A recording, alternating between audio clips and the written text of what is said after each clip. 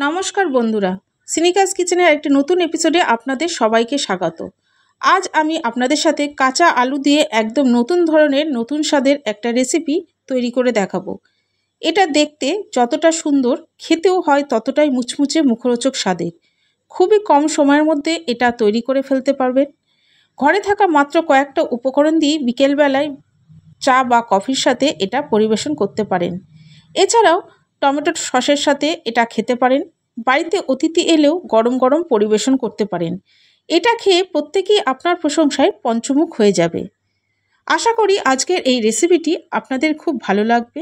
ভালো লাগলে প্রথম থেকে শেষ পর্যন্ত দেখার অনুরোধ রইল। আর বন্ধুরা, এই ভিডিওটির কোথাও যদি আপনাদের একটু হলেও ভালো লাগে তাহলে অবশ্যই একটা লাইক দিয়ে দেবেন। তাহলে চলুন আর দেরি না করে ঝটপট শুরু করে দিই আজকের এই রেসিপিটি। আজকের এই রেসিপিটি করার জন্য প্রথমে একটা পাত্রের মধ্যে আমি খানিকটা পরিমাণ জল নিয়ে নিয়েছি। এই জলের মধ্যে টুকরো করে কেটে রাখা আলু দিয়ে দিচ্ছি। এই আলুটাকে আমি 5-6 বার ভালো করে ঘষে ঘষে ধুয়ে নেব, যাতে আলুর থেকে সব স্টার্চ বেরিয়ে যায়।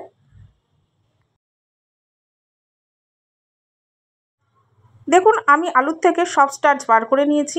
এরপর একটা টুথপিক নিয়ে নিয়েছি। টুথপিকের মধ্যে আমি আলুগুলো গেঁথে দিচ্ছি। আপনারা আশা করি দেখে বুঝতেই পারছেন আমি কিভাবে এই কাজটা করছি। আর বন্ধুরা, আলুগুলোকে যথাসম্ভব পাতলা করে কাটার চেষ্টা করবেন।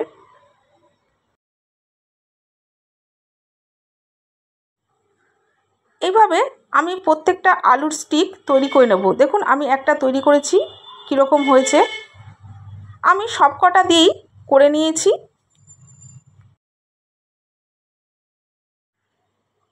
এবার বন্ধুরা, আমি একটা কড়াইয়ের মধ্যে বেশ খানিকটা জল নিয়ে নিয়েছি। জলটা হালকা গরম হলে আলুর স্টিকগুলো আমি এই জলের মধ্যে দিয়ে দেব। এই আলুটাকে আমি 80% পর্যন্ত সেদ্ধ করে নেব, পুরোপুরি সেদ্ধ করব না। আমি যেহেতু ভাজবো, সেই ভাজার সময় বাকি 20%ও সেদ্ধ হয়ে যাবে। এবার এই আলুর মধ্যে আমি দিয়ে দিচ্ছি স্বাদ মতো লবণ, ঝাল লঙ্কার গুঁড়ো, হলুদ গুঁড়ো, আর দিয়ে দেব কিছুটা পরিমাণ চাট মশলা। এই মশলাগুলো দিলে আলুর ভেতরে একটা সুন্দর স্বাদ ঢুকে যায়, নাহলে আলুটা বিস্বাদ লাগে। এই সময় বলে রাখি, আজকে আমার ভিডিওটি দেখতে যদি কোনো নতুন বন্ধু আসেন তাহলে অবশ্যই আমার চ্যানেলটিকে সাবস্ক্রাইব করে দেবেন।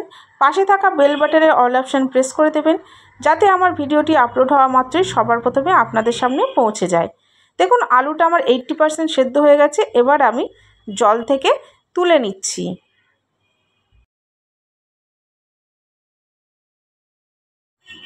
আলুগুলো জল থেকে তুলে নিয়ে একটু ঠান্ডা হতে দেব। ততক্ষণে আর একটা পাত্র নিয়ে নিয়েছি। এই পাত্রের মধ্যে নিয়ে নিলাম একটা ডিম। এর মধ্যে কতগুলো জিনিস মেশাবো, যেমন দিয়ে দিলাম 1 টেবিল চামচ টমেটো সস। এরপর দিয়ে দেব 1 টেবিল চামচ মতো সয়া সস।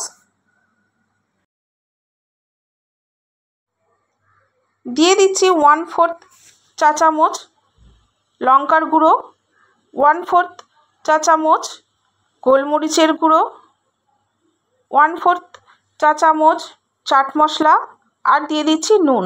নুনটাকে একটু বুঝে শুনে দেবেন, কারণ আগে আমার আলুর মধ্যে নুন দেওয়া আছে।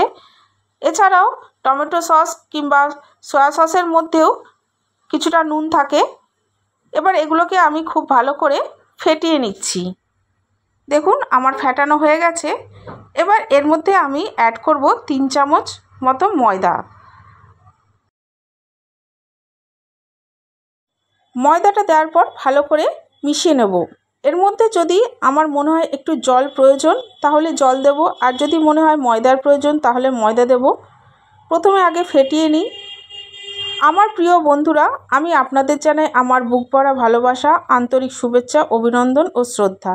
আপনাদের ভালোবাসা ছাড়া আমি সামনের দিকে এগিয়ে যেতে পারবো না। দয়া করে আমাকে সামনের দিকে এগিয়ে যেতে সাহায্য করুন। বন্ধুরা, এখানে আমার একটু জলের প্রয়োজন হয়েছিল, সেই জন্য জল দিয়ে দিলাম। জল দিয়ে ভালো করে ফাটানোর পর এই রকম ঘনত্ব রাখবেন। এবারে আমি একটা আলু স্টিক নিয়ে নিয়েছি। আলু স্টিকের মধ্যে আমি এই ব্যাটারটা ভালো করে দিয়ে দিচ্ছি। খুব ভালো করে দিতে হবে যেন আলুর ফাঁকে ফাঁকেও ঢুকে যায় ব্যাটারটা।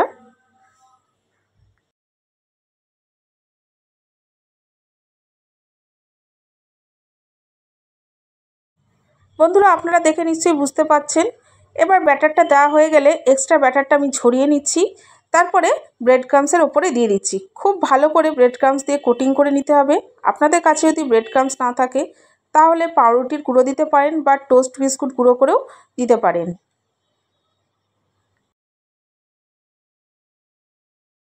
বন্ধুরা আজকের এই রেসিপিটি আপনাদের কেমন লাগলো সেটা অবশ্যই কমেন্টস বক্সে কমেন্টস করে জানাবেন।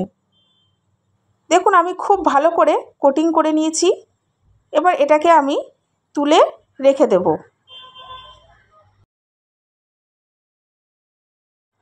আমি আপনাদের বোঝার সুবিধার্থে আর একটা আলুর স্টিক আমি ব্যাটারে ডুবিয়ে দেখাচ্ছি। বন্ধুরা এটা শুধুমাত্র কাঁচা আলু দিয়ে তৈরি, আর এটা দেখতে যতটা সুন্দর খেতেও ততটাই মুচমুচে আর মুখরোচক স্বাদের হয় এবং খুব কম সময়ের মধ্যেই এটা তৈরি করা যায়। আপনারা আগে থাকতে আলুগুলোকে 80% সেদ্ধ করে রেখে দিতে পারেন, কিংবা আপনারা এরকমভাবে ব্রেড ক্রামসের মধ্যে কোটিং করেও ফ্রিজে রেখে দিতে পারেন কয়েক সপ্তাহ। তারপর যখন খাবেন সেইভাবে ভেজে নেবেন। দেখুন আমার কোটিংগুলো করা হয়ে গেছে। এবার এগুলোকে আমি ভেজে নেব। তার জন্য আগে থেকে তেল আমি গরম করে নিয়েছিলাম। এরপরে একটা একটা করে আলুর স্টিক আমি এই তেলের মধ্যে দিয়ে দিচ্ছি। বন্ধুরা যখন আলু স্টিকগুলো তেলের মধ্যে দেবেন তেলের ফ্লেমটা মিডিয়াম রাখবেন। আলুর এই নাস্তাটা আপনারা বিকেলবেলায় চা বা কফির সাথে পরিবেশন করতে পারেন। এছাড়াও টমেটো সসের সাথে এটা খেতে পারেন। বাড়িতে আসা অতিথিকেও এগুলো ভেজে গরম গরম পরিবেশন করতে পারেন। প্রত্যেকেই আপনার প্রশংসায় পঞ্চমুখ হয়ে যাবে। আমার এগুলো একদিক ভাজা হয়ে গেলে আমি ভালো করে উল্টে পাল্টে দিচ্ছি যাতে চারদিকটাই সমানভাবে ভাজা হয়ে যায়।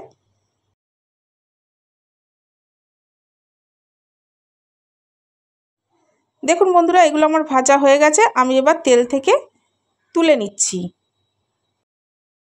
এগুলো যদি আপনারা আগে থেকে করে রেখে দিতে পারেন, খাওয়ার সময় শুধু ভেজে নেবেন, তাহলে দেখবেন খুব কম সময় তৈরি হয়ে যাচ্ছে। তাহলে বন্ধুরা আজ আসি, আবার দেখা হবে নেক্সট এপিসোডে নতুন কোনো রেসিপির সাথে। ততক্ষণ ভালো থাকবেন, সুস্থ থাকবেন।